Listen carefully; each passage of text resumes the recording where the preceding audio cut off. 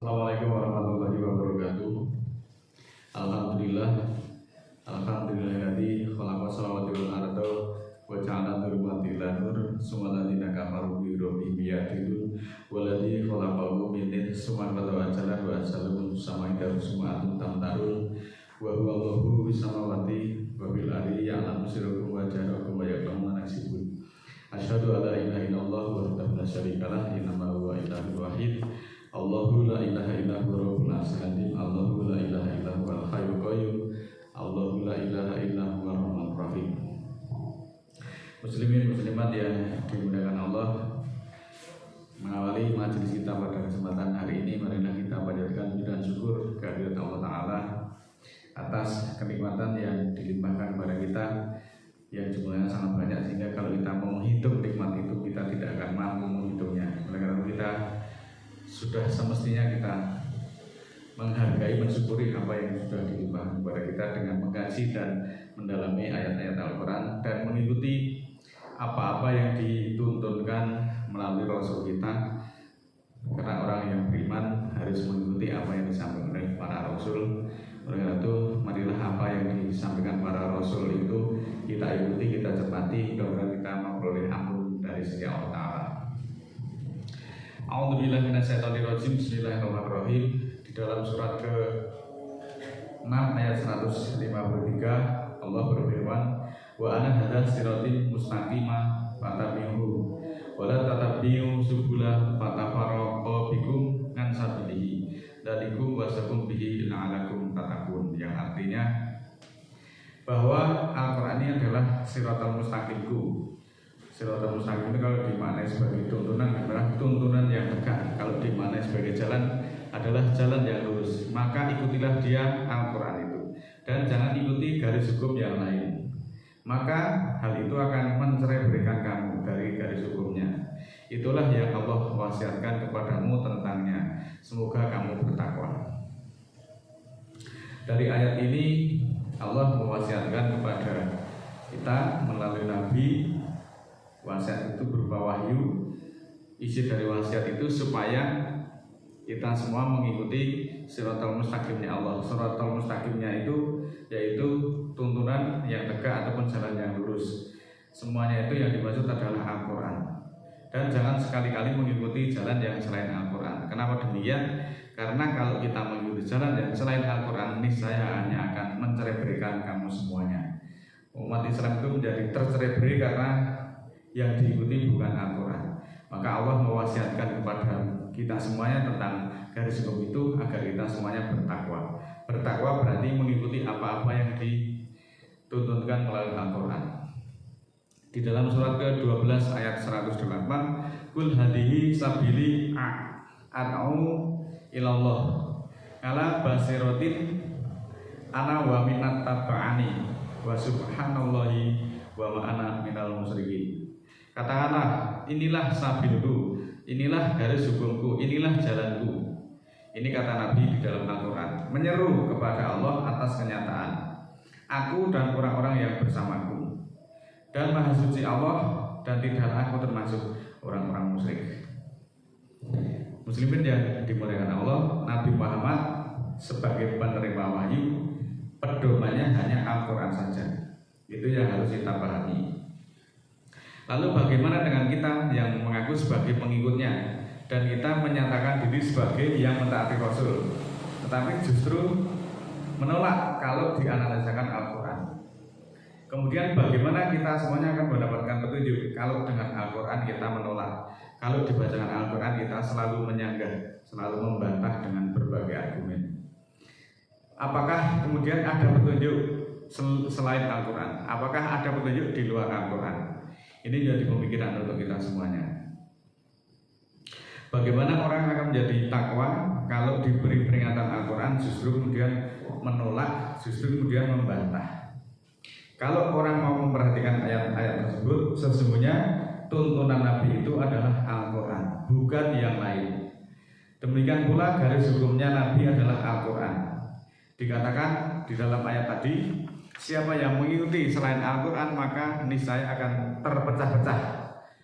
Kemudian kalau orang Islam itu terpecah-pecah, kemudian disebut sebagai musyrik. Karena tuntunan Nabi Al-Quran, jalan Nabi itu Al-Quran, garis hukumnya Nabi itu juga Al-Quran. Maka dari ayat itu bisa disimpulkan bahwa siapa saja yang menyatakan dirinya mentaati Rasul, tentu saja harus mengikuti Al-Quran itu. Untuk bisa mengamalkan Al-Quran, tentu saja kita harus mau mempelajari kandungan yang ada di dalam kitab tersebut. Dan tidak mungkin hanya dengan dibaca, apalagi hanya disair-sairkan, kita semuanya akan mendapat petunjuk. Apalagi yang dipelajari adalah selain Al-Quran. Bagaimana kita akan menjadi bertakwa? Ini perenungan untuk kita dan siapapun yang sudi merenungkan. Selanjutnya ditegaskan lagi di dalam surah keempat ayat 80, may yuti'ir rasulah faqad ata Allah wa man tawalla fama arsalaka alaihim hafidun. Siapa yang mentaati Rasul, sungguh dia telah mentaati Allah. Dan siapa yang berpaling, maka tidaklah kami mengutusmu sebagai penjaga bagi mereka. Muslimin yang dimuliakan Allah, ayat-ayat yang menyatakan taat Allah kepada ayat-ayat yang menyatakan taat kepada Allah dan taat kepada Rasul itu di dalam Al-Quran jumlahnya banyak sekali.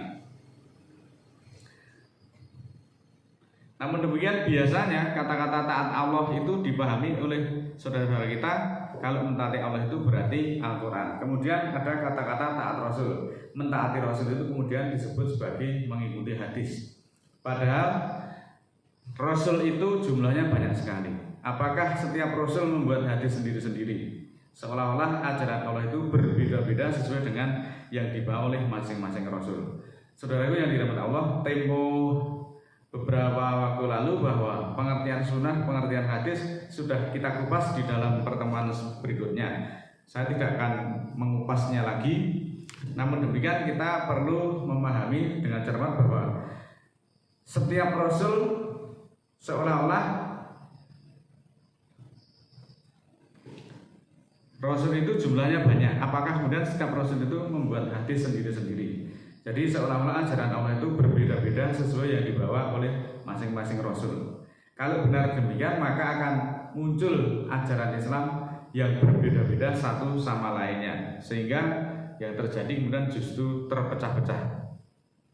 Dan hal ini tidak mungkin, karena apapun yang disampaikan oleh Rasul-Rasul itu datang dari Tuhan yang satu, dari Allah yang satu. Semenjak dari dahulu sampai sekarang Allah itu hanya satu dan tidak akan pernah ada gantinya. Maka mestinya sama dan tidak mungkin berbeda-beda ajarannya. Jadi pengertian semestinya adalah siapa yang mentaati Rasul, maka sungguh dia telah mentaati Allah. Karena yang disampaikan Rasul itu datang dari Allah yang satu.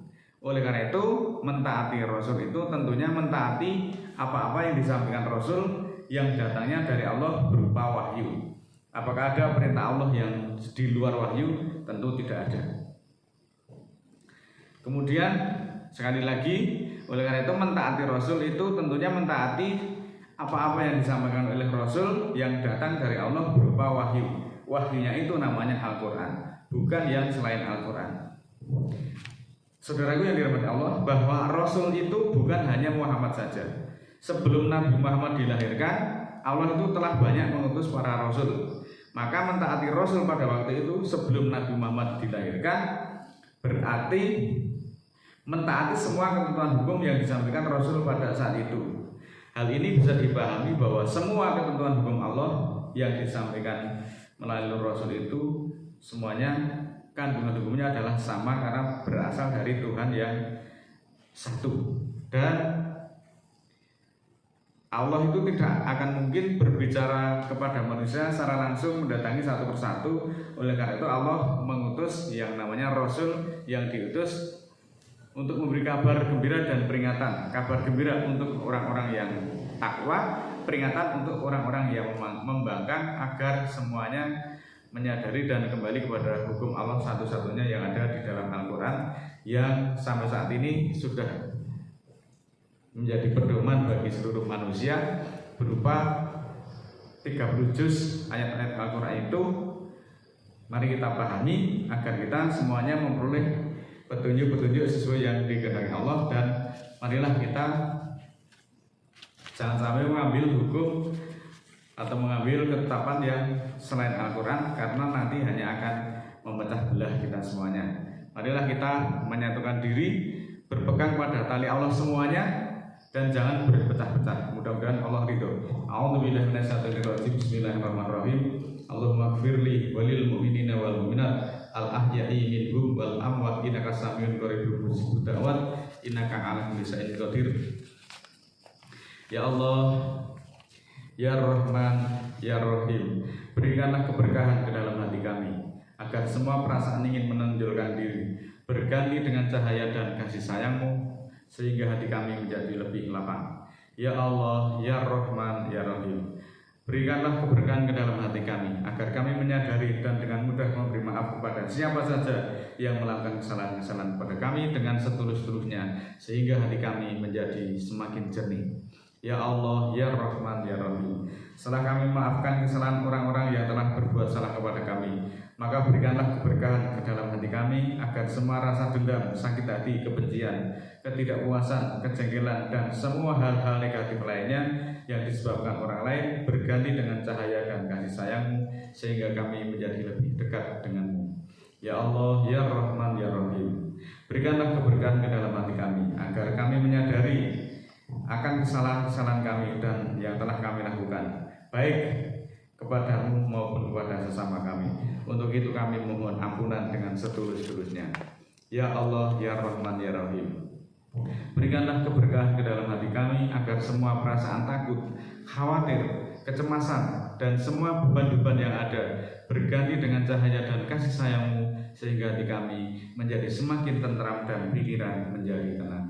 Ya Allah, Ya Rahman, Ya Rahim, berikanlah keberkahan ke dalam hati kami, agar semua kelicikan, keserakahan, dan pengkhianatan jika ada berganti dengan cahaya dan kasih sayang-Mu, sehingga hati kami senantiasa tulus dalam segala hal yang kami lakukan. Ya Allah, Ya Rahman, Ya Rahim, kami serahkan sepenuh jiwa raga kami ke hadirat-Mu, agar semua gerak langkah yang kami lakukan senantiasa mendapat keberkahan dan keridhaan-Mu. Ya Allah, Ya Rahman, Ya Rahim, biarkan cahaya dan kasih sayang-Mu senantiasa memancar di seluruh jagat raya ini, agar semua umat-Mu bisa merasakan, sehingga kami sanggup membuka kesadaran hati nurani, serta mendekatkan diri kepada-Mu dengan penuh kepasrahan. Ya Allah, Ya Rahman, Ya Rahim, jauhkanlah semua kegelapan dan semua kejahatan dari manapun datangnya, sehingga dengan keberkahan-Mu semua akan sirna, berganti dengan kedamaian, ketentraman, serta kebahagiaan di bawah bimbingan-Mu. Subhana rabbika rabbil izzati amma yasifun, wassalamun alal mursalin, walhamdulillahi rabbil alamin. Wassalamualaikum warahmatullahi wabarakatuh.